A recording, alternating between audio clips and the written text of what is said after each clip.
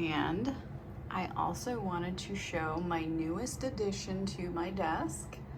I got my little kitsune plushie from Tea Turtle, and yes, he is reversible. And shockingly, for the time being, he is in his little happy place. So we'll see how long that lasts, but I just think he is so flippin' cute. I'm gonna have to name him. I have no idea what that name is gonna be, but I will let you know once he has a designation.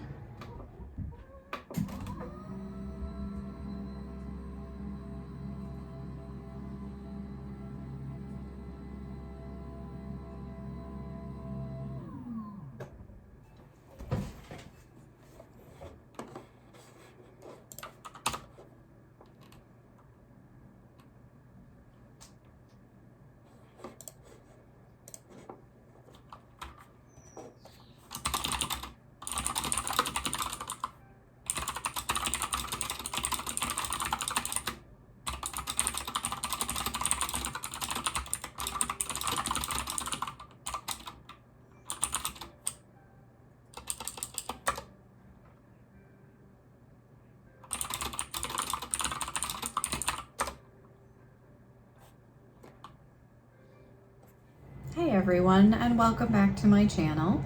I'm just doing a quick reading update for my reading vlog for this week. I'll be doing a full wrap up at the end of June, but I did just want to give a couple of updates since it's been an absolutely crazy month for me.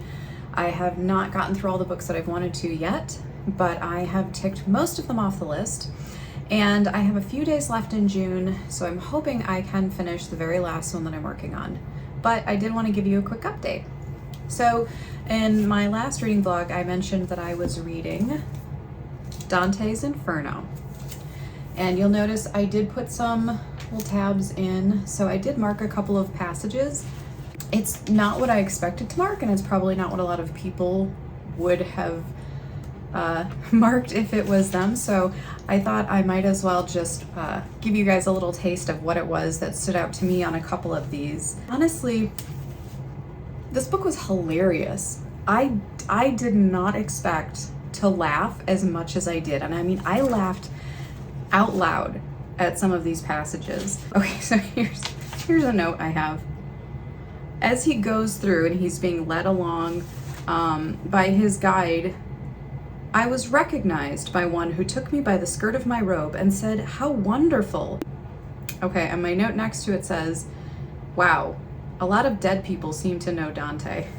He meets somebody, at least one person, in every circle of hell that he travels down. Who have you been hanging out with? My goodness. Okay. I don't know if this will actually come through, but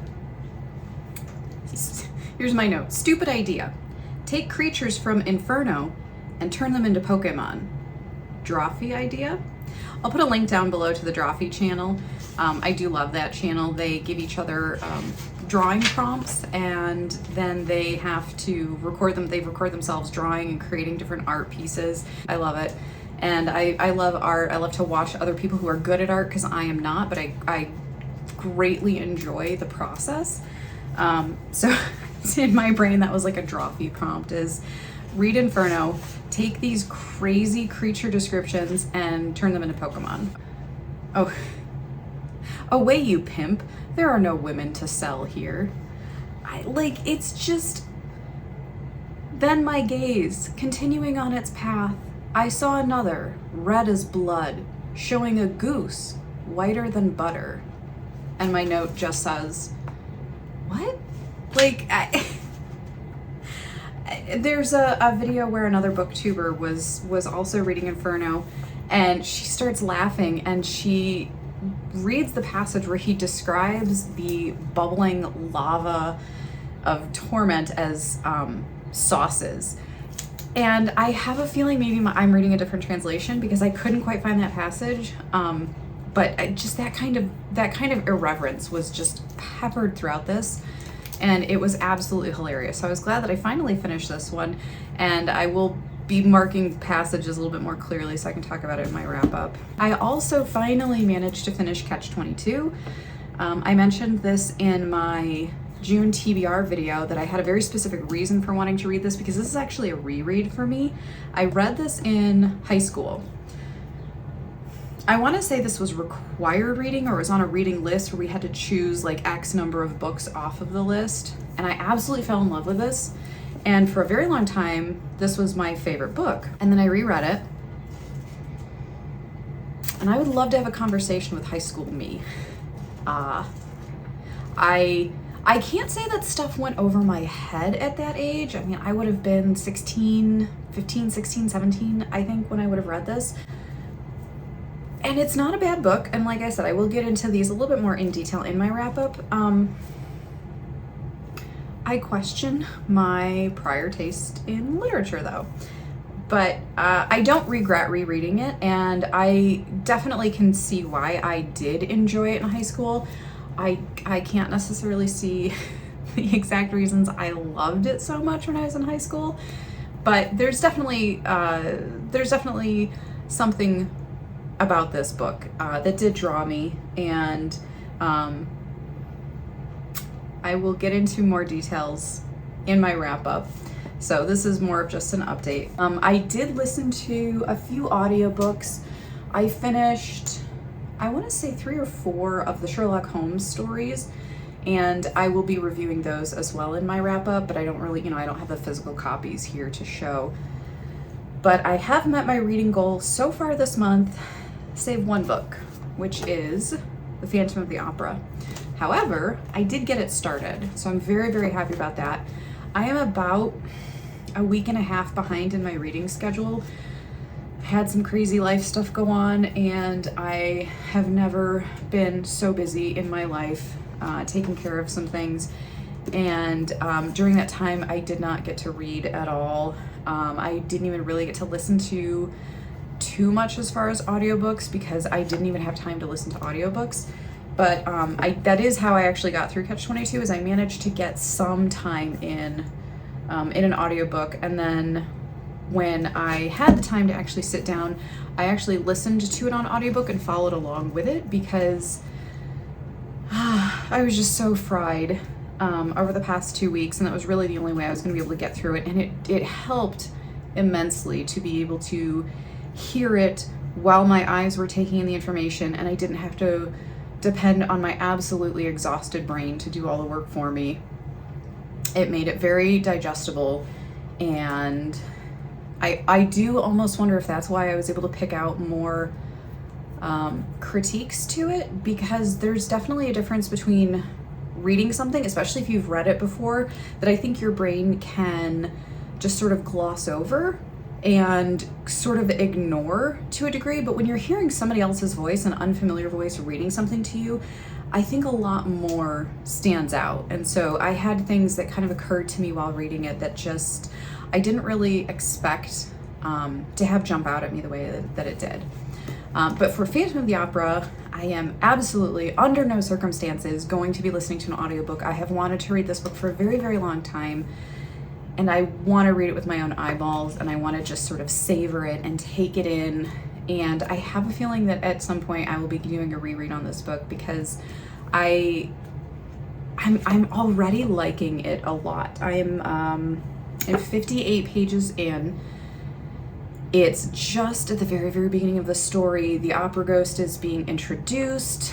The narrator is describing the change in ownership of the opera house to the two new owners, and that's really where 90% of the story lies. And I'm already enjoying the writing style. The author himself is the narrator in the voice of a journalist reporting years later on these mysterious accounts of the opera ghost haunting the Paris Opera House. And he's relating stories from people who worked there at the time, the actors and the dancers, the stage crews. And he's, like I said, he's decades later, and he's trying to dig up the mysteries and try to find what was real and what wasn't. So it's a very interesting voice that I didn't expect when I had first become aware of. I think everybody probably is introduced to the opera house or to the Phantom of the Opera via, the Broadway musical. So I didn't really know what voice this was going to be in, the way that the story was told. But I am very, very much enjoying it. And of course, and I will link it below as well, like I said in my June TBR, the lovely foreword from the lovely Emma, who is Emmy on YouTube. I will be putting her channel below. She wrote such a beautiful foreword, and it was so interesting because I watched her video first, where she described the fact that she had been reached out to by this company and they asked her to write the foreword, and she had the video chronicling her attempt to compile her thoughts and draft them out and really hone in on what she wanted to say about this story. And so to see her process first, and then to be able to read the foreword, and then to be able to read the book, just very exciting. I think it's a really, really cool way to read a book, because some of the best books that you're going to read and the best experiences that you have with books, I think, are when a really good friend or somebody who knows your tastes recommends a book to you because they had a very specific experience with it. They don't always get your taste right. Even two people who maybe love every single thing about the same books, there's going to be something that they disagree on. But I was pretty confident that based on her descriptions of the book and her talking about her process of writing the foreword, I was pretty sure that I was really going to enjoy the story in this. And so far, 58 pages in, and I'm already really enjoying it. And sometimes classics can really drag. They can take a long time to get into. So if it's already this good, I am super, super excited to get through it. I have, what is today? Today is the 26th. Whew. I have 4.25 days to get through this book, and it is very short. This copy's only 276 pages long. So if I had time to just sit and just do nothing but read, absolutely I could get through this. with my schedule this week and how much time I have left today, it is like 4:30 on Sunday. I don't know. I'm gonna do my absolute best. I would really love to be able to get through this and talk about it in my June wrap up, but we will see. So I did just want to give everybody a quick update during this reading vlog so that they know where I'm at with my reading. And I'm going to be taking a little bit of time now. It's quiet around the house. I've had my lunch, and instead of taking a nap, which I desperately want to do, I'm choosing to spend a little bit of time with the Opera Ghost.